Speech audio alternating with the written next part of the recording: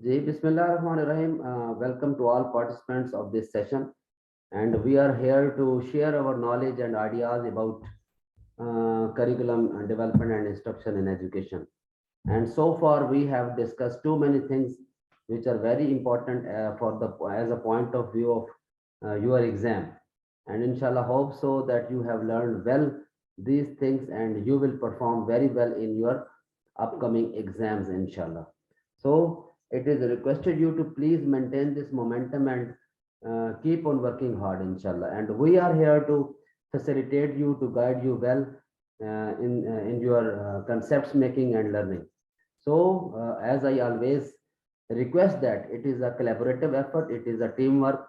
So be a good part of this show, and your motivation is our motivation. So keep the things very smooth and keep the things in your control. Thank you. So yesterday we were discussing about taxonomies of objectives, and you can see that there are four types of educational objectives, four domains in which we can classify the educational objectives. You can see that there are four major taxonomies. Number one, cognitive domain, affective domain, psychomotor domain, solo taxonomy, as you can see in front of your slides. Cognitive domain deals with thinking abilities, and it was presented by Bloom in 1956. Affective domain deals with feelings and emotions, and it was presented by Krathhol in 1964. Psychomotor domain was presented by Simpson in 1972, and it deals with the actions and physical abilities of students. Solo taxonomy was presented by Biggs and Collins in 1982, and it deals with learning abilities of the students. So far, we have discussed in detail and in a very effective way three domains. Number one, cognitive domain, affective domain, and psychomotor domain. Today, we will discuss the five very important levels of solo taxonomy, which was presented by Biggs and Collins in 1982. And you can see that there are five levels of solo taxonomy.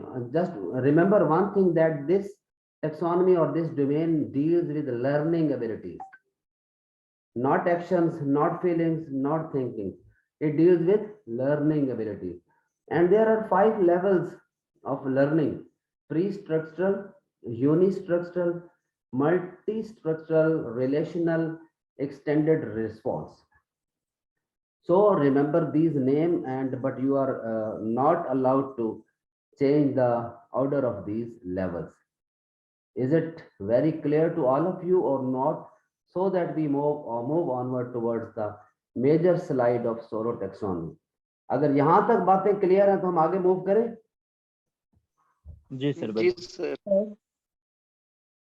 क्यों doctor साहब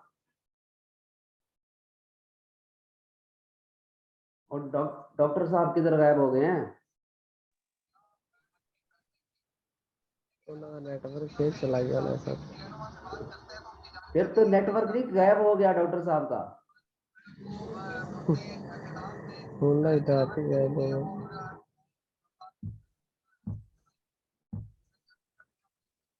शफीउल्लाह साहब sir मौजूद हैं session में. यार important person है हमारे session. Sir मेरा नेटवर्क बहुत ज्यादा कमजोर है, बार बार डिस्कनेक्ट होती ही रहती है सर. ना करें शफीउल्लाह साहब, आप दिल दुखाने वाली बातें करते हैं. यकीन करें कि इतना सदमा पहुंचता है ना जब एकदम आप सेशन से गायब हो जाते हैं.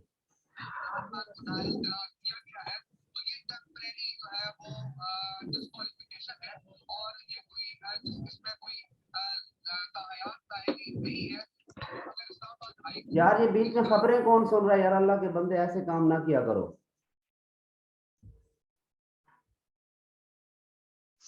सर आपकी तरफ से कोई इशू नहीं है, बस मेरे तरफ से ये नेटवर्क कमजोर है, इशू इधर तरफ. चले अल्लाह करे आपके ये इश्यूज रिजॉल्व हो जाए. हम आपके लिए दुआ कर सकते हैं डॉक्टर शफीउल्लाह साहब, and inshallah we are continuously praying for your good network along with your good health.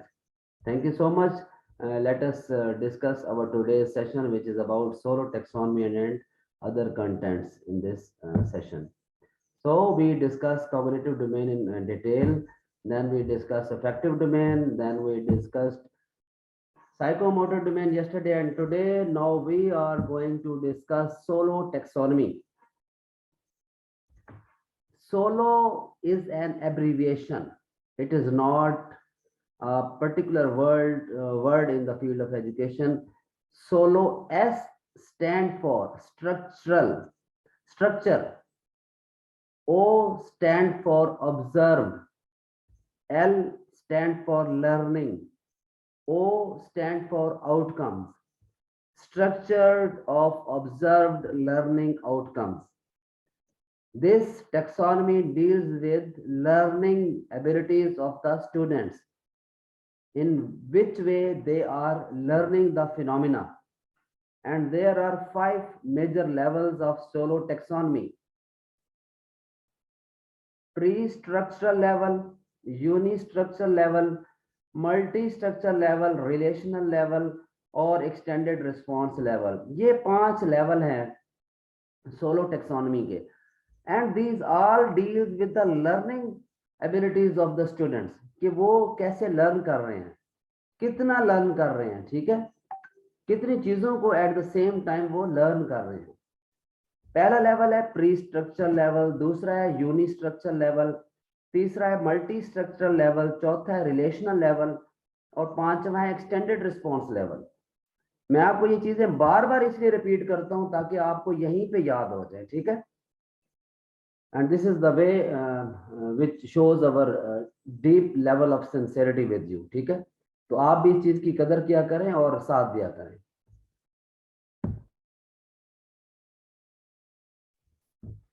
अच्छा, अब हम ये बात कर रहे हैं कि सोलो टेक्सोनॉमी डील करती है स्टूडेंट्स की लर्निंग एबिलिटीज से, और इसके 5 लेवल हैं. Number 1 is pre structural level, number 2 is uni structural level, तीसरा है multi structural level, relational level, extended response level. अब मैं आपको बताता हूँ इनका मतलब क्या है. प्री स्ट्रक्चरल लेवल, देखिए स्ट्रक्चर का क्या मतलब होता है, किसी भी चीज का पैटर्न, साख्त, उसका डिजाइन, उसको स्ट्रक्चर कहा जाता है, ठीक है. जब भी आप किसी भी स्टूडेंट को कोई भी सब्जेक्ट पढ़ाने लगते हैं तो उस वक्त उसको उस चीज का कोई आइडिया नहीं होता, ठीक है. जब एक नया सब्जेक्ट, नया कंसेप्ट, नया फिनोमेना बच्चों को डिलीवर किया जाता है तो उसको कोई आइडिया नहीं होता. उस वक्त बच्चे किस लेवल पे होते हैं? प्री स्ट्रक्चरल लेवल पे. The student does not have any kind of understanding. He is simply acquiring bits of unconnected information. It has no organization and does not make sense to them. ये वो level of learning है कि बच्चे को किसी phenomena के बारे में कुछ पता नहीं होता. एक रफ सा एक आइडिया होता है, अनकनेक्टेड इंफॉर्मेशन होती है. मिसाल के तौर पे मैं आपको मिसाल देता हूँ प्री स्ट्रक्चर लेवल की. मैंने आपको कहा what is meant by taxonomy, ठीक है, and what are different taxonomies of objectives. तो जब मैं taxonomies of objectives पढ़ाने लगा तो आप में से अक्सर शायद स्टूडेंट्स ऐसे हों या कुछ स्टूडेंट्स ऐसे हों, आप तो माशाल्लाह अच्छे लेवल पे हैं, लेकिन जो बिगिनर्स होते हैं एजुकेशन के, उनको नहीं पता होता कि taxonomies of objectives क्या हैं. वो उस वक्त प्री स्ट्रक्चर लेवल पे होते हैं, उनको कोई आइडिया नहीं होता what are taxonomies of objectives. अब तो आप लोगों को पता चल गया ना कि टैक्सोनॉमीज कौन कौन सी हैं, लेकिन जो इनिशियल स्टेज पे स्टूडेंट्स होते हैं एजुकेशन के या टीचर एजुकेशन प्रोग्राम के, जैसे बीएस लेवल के स्टूडेंट्स हैं, बिगिनर्स या बीएड लेवल के हैं, तो उनको इस फिनोमेना का कोई कंसेप्ट नहीं है. अगर उनसे पूछा जाए what are taxonomies of objectives, they remain stuck. उनको कुछ नहीं पता होता. They say that they don't know what are taxonomies of objectives, और वो तुक्के लगाएंगे, ठीक है. कोई कहेगा टीचिंग है, कोई कहेगा लर्निंग है, और कोई कहेगा साइकोलॉजी है, कोई कहेगा करिकुलम है. वो अनकनेक्टेड इंफॉर्मेशन उनके पास होगी, उनको कोई समझ नहीं लग रही होगी, ठीक है. तो जब बच्चे के पास उस फिनोमेना का कोई भी नॉलेज ना हो और अनकनेक्टेड इंफॉर्मेशन हो, उसके लिए वो कंसेप्ट बिल्कुल न्यू हो, तो वो बच्चा या वो स्टूडेंट किस लेवल पे होता है? किस लेवल पे होता है भाई? प्री स्ट्रक्चरल लेवल पे. हाँ जी, इस प्री स्ट्रक्चर लेवल की आपको समझ लग गई है तो हम फिर यूनि स्ट्रक्चर पे चलते हैं। मैंने आपको एग्जांपल से समझाने की कोशिश की है, बताएं प्लीज। जी सर। जी सर, क्लियर हो गया सर। यानी जब भी आप बच्चों को कोई भी नया कंसेप्ट पढ़ाने लगते हैं और उसको आइडिया ना हो तो आपको पता चल जाता है that your students are at pre structural level of learning. इनको कोई नॉलेज नहीं है, आपको शुरू से बताना पड़ेगा, ठीक है। और एक जो बेस्ट टीचर होता है उसको पहले बच्चों के प्रीवियस नॉलेज का एग्जाम लेना चाहिए। उसको पता हो कि बच्चा जो है वो किस लेवल पे बैठा हुआ है, सोलो टेक्सोनॉमी के किस लेवल पे बच्चा बैठा हुआ है, तभी वो आगे मूव करेगा, ठीक है। So this was the concept or idea about pre-structure level of solo taxonomy. जैसा कि मैंने आपको कहा कि अगर एजुकेशन के जो बिगिनर स्टूडेंट्स हैं उनसे पूछा जाए what are the taxonomies of objectives, तो दे हैव नो आइडिया और no knowledge about different taxonomies of objectives. So we can say that they are at pre-structure level of their learning. अब हम बात करते हैं यूनि स्ट्रक्चर की। Uni structural level का मतलब है कि उस फिनोमेना का सिर्फ एक कंसेप्ट होना, सिर्फ एक आइडिया होना, एक एस्पेक्ट से उस बात को समझना। At this level the learner has only a basic concept about the subject और task, he may deals with one single aspect of concept. इसमें वो चीजों की लिस्ट बना सकता है, नेम बता सकता है, उनको मेमोराइज कर सकता है, डिफाइन कर सकता है, आइडेंटिफाई कर सकता है। मिसाल के तौर पे आप पिछली स्लाइड पे वापस चले जाएं। जब बच्चों से पूछा गया कि what are taxonomies of objectives, ये उनको कुछ नहीं पता था, ठीक है। तो वो किस लेवल पे थे? प्री स्ट्रक्चरल पे। फिर जब उनको बताया गया कि there are 4 types of domains in taxonomies of objectives, number 1 cognitive domain, number 2 affective domain, number 3 psychomotor domain, number 4 SOLO taxonomy. इसमें उनको वो आइडेंटिफाई कर सकने के काबिल हो गए, लिस्ट बनाने के काबिल हो गए, उनको ये मेमोराइज करा दिया गया कि there are 4 levels of taxonomies of objective. अब बच्चे किस लेवल पे आ गए हैं? यूनि स्ट्रक्चरल लेवल पे, कि उस टैक्सोनॉमी का एक कंसेप्ट उनको क्लियर हो गया कि there are 4 types of taxonomies of objectives. Number 1 cognitive domain, affective domain, psychomotor domain, solo taxonomy. Cognitive was presented by Bloom in 1956. Affective domain was presented by Krathwohl in 1964. Psychomotor domain was presented by Simpson in 1972. Solo taxonomy was presented by Biggs and Collins in 1982. ये जो level है जिसमें बच्चों को एक further concept दे दिया गया कि देयर आर 4 टैक्सोनॉमीज ऑफ ऑब्जेक्टिव्स, उनके ये नाम है, तो ये अब बच्चे किस लेवल पे आ गए? यूनि स्ट्रक्चरल लेवल पे, ठीक है। अब ये बच्चे इस लेवल पे आ गए, इधर उनको टैक्सोनॉमीज का पता नहीं था, इधर उनको टैक्सोनॉमीज का पता चल गया, उनको एक आइडिया हो गया कि इनके डिफरेंट नेम्स क्या हैं, वो लिस्ट बनाने के काबिल हो गए, वो मेमोराइज करने के काबिल हो गए, डिफाइन करने के काबिल हो गए, आइडेंटिफाई करने के काबिल हो गए। आपने उनको बता दिया कि कॉग्निटिव डोमेन डील करती है इससे थिंकिंग से, अफेक्टिव डील करती है इमोशन से, और इसी तरह साइकोमोटर एक्शन से, और सोलो टेक्सोनॉमी जो है वो लर्निंग से। अब बच्चे किस लेवल पे आ गए? यूनि स्ट्रक्चरल पे। अब नेक्स्ट स्टेज पे आ जाए, मल्टी स्ट्रक्चर लेवल। अब बच्चों का लर्निंग का लेवल क्या होगा कि वो फर्दर अगली स्टेज पे चले जाएंगे, उनको डिफरेंट अदर लेवल्स का पता चल जाएगा। जैसा कि ये पिछली स्लाइड में आप देखें, आप उनको बताएंगे कि बेटा कॉग्निटिव डोमेन के फर्दर 6 लेवल्स हैं, अफेक्टिव डोमेन के फर्दर 5 लेवल्स हैं, साइकोमोटर डोमेन के फर्दर 7 लेवल्स हैं, सोलो टेक्सोनॉमी के फर्दर 5 लेवल्स हैं। अब जब बच्चों को फर्दर आपने लेवल्स बता दिए तो बच्चे अब किस स्टेज पे चले गए? उनको आपने ये नाम याद करवा दिए, knowledge, comprehension, application, analysis, synthesis, evaluation. अब वो मल्टी स्ट्रक्चर पे चले गए, उनके मजीद जो लेवल्स हैं उनको वो भी पता चल गए। ये इधर टेक्सोनॉमीज पे थे वो प्री स्ट्रक्चरल पे, जब इधर 4 टाइप्स बता दी तो यूनि स्ट्रक्चरल पे, जब ये सारे लेवल्स बता दिए तो मल्टी स्ट्रक्चरल पे। ठीक है, यहां तक बात क्लियर होगी आपको? जी सर। सर ये यूनी और मल्टी इज मुख्तसर अंदाज में दोबारा पढ़ाई मुझे से तो डिस्कनेक्ट हुआ सर, इंतहाई मुख्तसर। ओह शफीउल्लाह साहब, चले मैं इनको बता रहा था कि यूनी स्ट्रक्चर लेवल का मतलब होता है only a single aspect of any phenomena.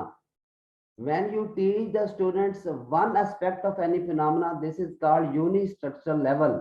और जब आप डिफरेंट एस्पेक्ट्स उनको बता देते हैं किसी एक फिनोमेना के, तो वो मल्टी स्ट्रक्चरल लेवल हो जाता है।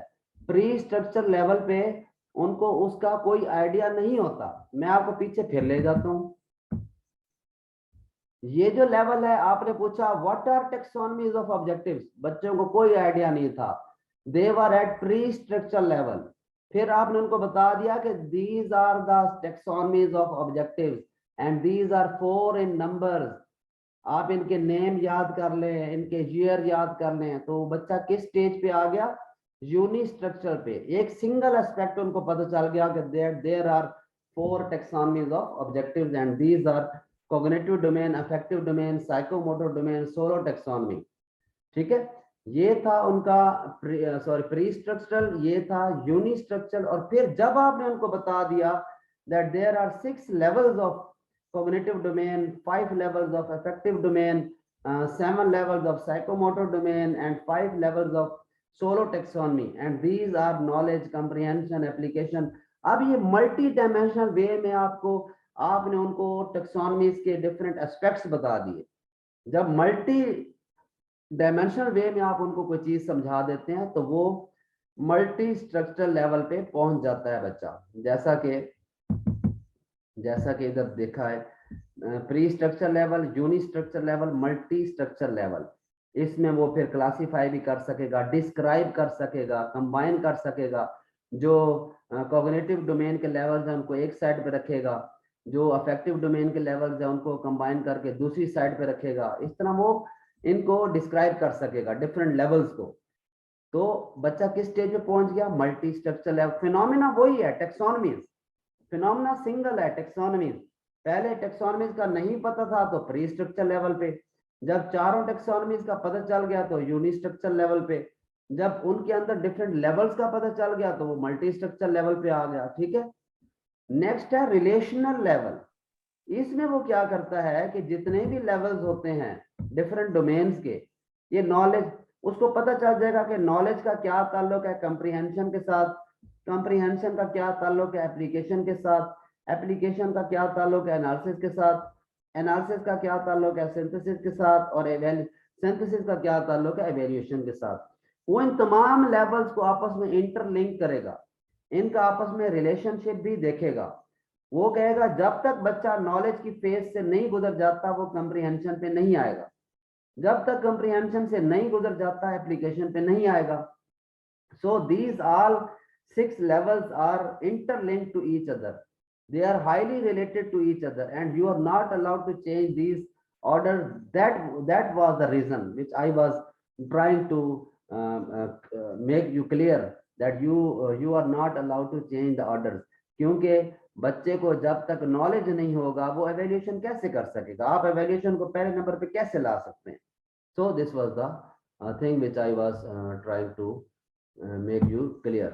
ओके, तो जब बच्चे को आपने कहा व्हाट आर टेक्सोनमीज, कोई आइडिया नहीं, प्री स्ट्रक्चर लेवल। जब आपने कहा there are 4 taxonomies, uni structure level. जब आपने कहा कि different level, multi structure level. जब आपने कहा इन सब का आपस में रिलेशनशिप है तो रिलेशनल लेवल आ गया। ठीक है,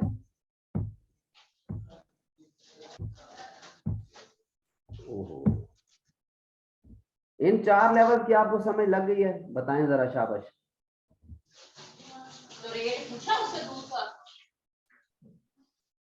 ₹100।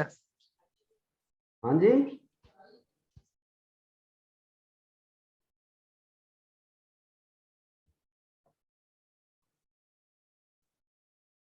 जी मैंने आप लोगों से कुछ पूछा है कि जी आप सर, क्लियर हो गया। तो भाई मेरे बोल लिया करें ना, बोलने में कोई वो तो नहीं है, अल्लाह माफी दे, कोई पैसे तो नहीं लग रहे आपके बोलने में?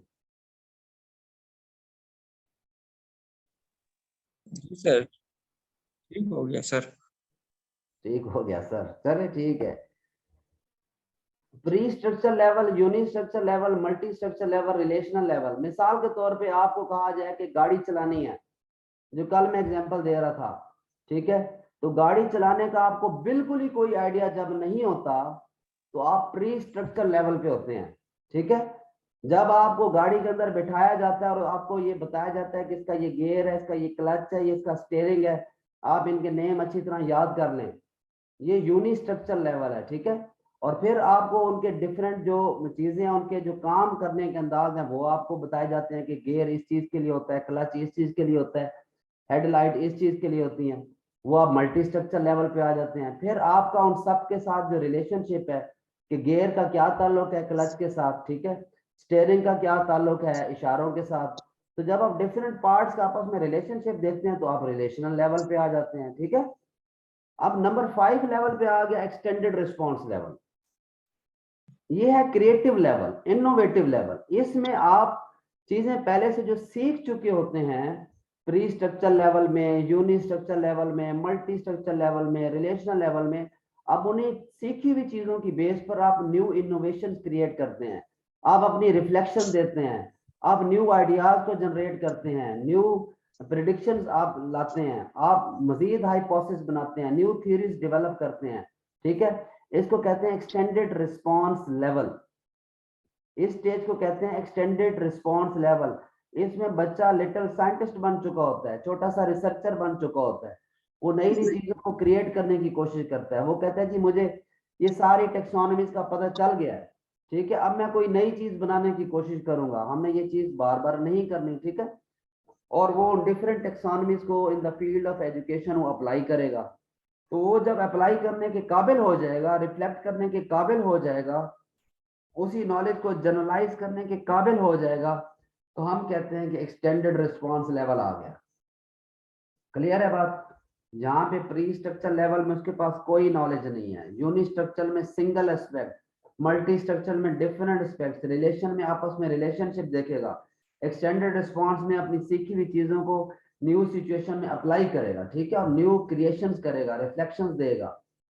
This was all about solo taxonomy. Hope so that this taxonomy is now very much clear to you, and there is no need to further explain this slide. Okay, so the session is जी going sir, to, okay हो गया sir. हाँ, session is going to expire. Next session आप फौरन join करें, हम फिर next content की बात करते हैं कि करिकुलम का जो कंटेंट है वो कैसा होना चाहिए। ये सारी चीजें आपको क्लियर हो गई है बेटा? Yes sir. जी सर। बिल्कुल जी सर, जी सर। सर।